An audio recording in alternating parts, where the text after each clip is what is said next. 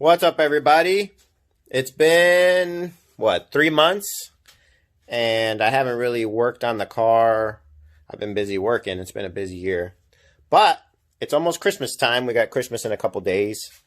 And it is unseasonably warm today. So I decided that we should do some work on the Chevelle. So here's where we're at. Let's see here. The warm weather has motivated me to get out of my slumber. I took a couple days off of work. I'm going to show you where we're at on the Holley.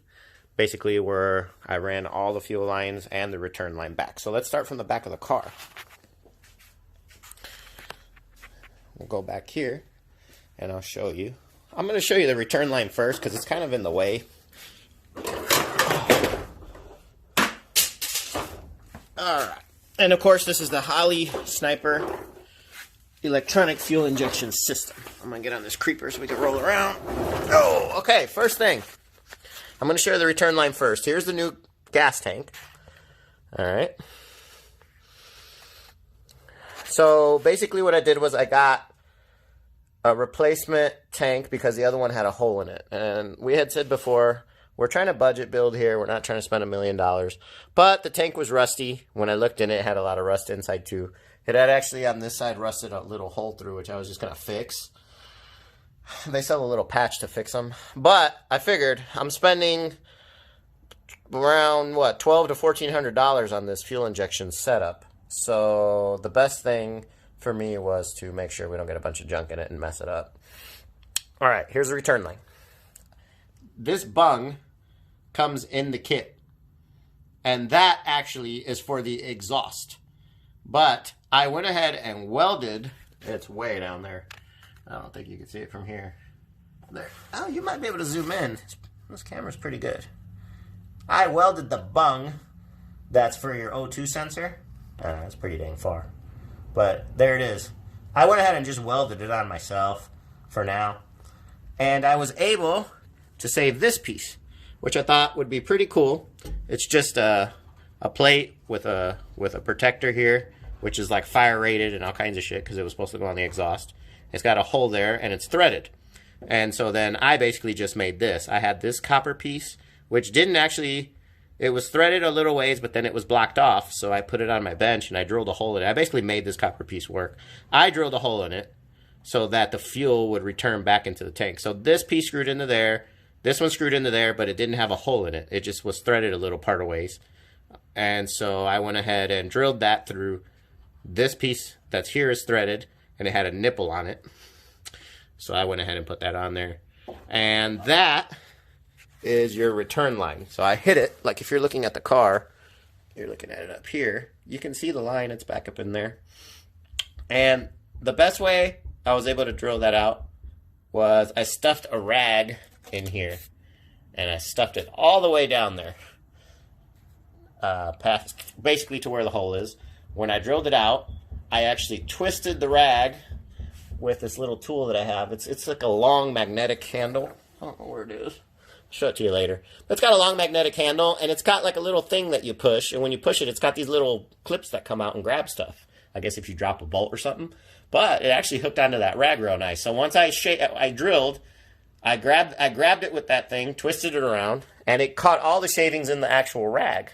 And then I was able to slide it out carefully. And then I took that same tool, because it's got a magnet on the end, and I worked it in there several times to get any shavings out. So actually, when I looked down there after I was done, there was no shavings in there. So actually, it turned out pretty nice.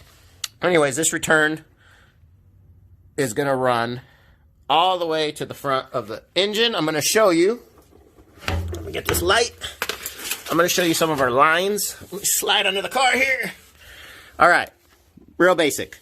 This is your main fuel line that comes out of the tank. Okay.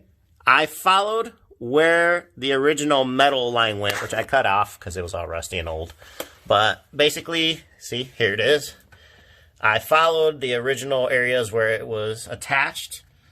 And here's your return line. After one goes to the front of the tank, this one goes to the back of the tank. But at this point, they join together, and I joined them all the way up to the front of the car, which I'll show you later. Let me get down this way. This is important. Here's some of these things that I bought, which are actually pretty damn expensive. These little things that hold your fuel line right there. See that? Those things are expensive, but either way, we got them. Okay. There's your pre-fuel pump. The first pump you see. Why is it so dark? Can't see anything. Okay, there you go. The first one is your pre-fuel pump, pre-fuel filter, I'm sorry. Your next one is actually your fuel pump. And then your last one is your regular filter. Now, I ran them, see, I ran these lines, and they go inside the chassis of the car. See, here's your chassis. Check that out. They're in there, so they're hidden, and they're protected, so nothing can bang it or break it. But look how easy they are to access if you ever need to change anything. You just unscrew a couple things, pop it out, new one in, bam, easy. All right, I'm going to get out from under here, because there's nothing else to see under here besides the gas tank. I bought the tank. It was $130 or so.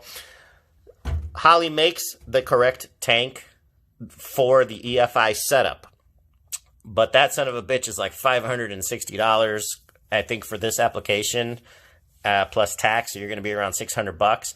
I went with the $129.99er, and I did my own return. The difference is that tank, actually, that tank does have the setup to run the return line right into it, and it's on the top. But I went ahead and ran it there.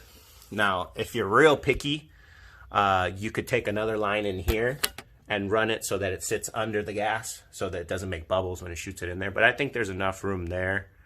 And I'll explain to you, there shouldn't be that much fuel returning here because we've got a regulator on the car anyways. So I'm going to show you that. It shouldn't just be blasting through there. We're going to go to the front of the car, and I'm going to show you this setup here. All right, for starters, real basic. Fuel line. This is the fuel line from the tank. Okay, after it ran through the filters and the pump, it comes into here, runs to this. This has, let me show you this thing. Comes with the kit if you buy the fuel kit with it, which you're going to need anyway, so you might as well buy it. If you're going to buy all this separate, it's going to cost you more money.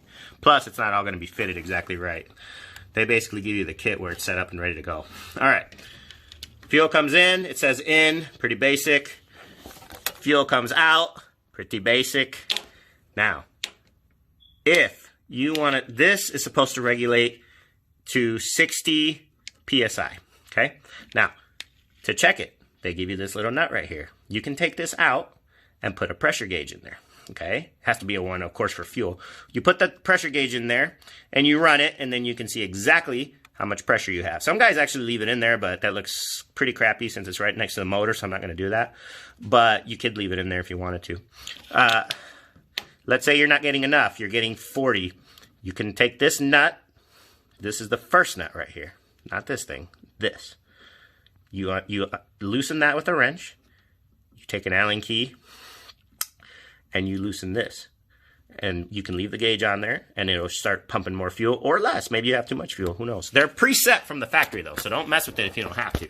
If the car's running fine, don't screw with it. Okay? Now, here's a big deal about this thing. Okay, well, let me continue. So, first, this is your main line. Runs up and around into here. Now, this setup here, you have no choice. This comes pre-built. Like, this part's already on here, this is already on here, and this screws to here. Now, this setup does not have a built-in regulator, okay? This is a Holley Sniper, but it's called a Stealth, and this thing is massive. I mean, this thing's huge. It's built for pretty high horsepower engines. Not nothing, you know, blown or anything like that, but it's a big setup, and we've got a big engine here, so I went ahead and paid a little extra and got the bigger unit. But having a bigger unit, guess what they give you? A bigger fuel pump. When they give you a bigger fuel pump, this itself is not going to regulate it, as do the small ones. They have their own regulators built right here in the front. So you can run your return line right out the back and back to the car, back to the tank. This setup doesn't have that. They gave us a separate regulator. So we had to run the regulator. Well, my question was, because in their diagram, which I had to do some research, and nobody has a video of this particular unit being installed. All the ones they're installing, including the videos from Holley, are the very basic ones.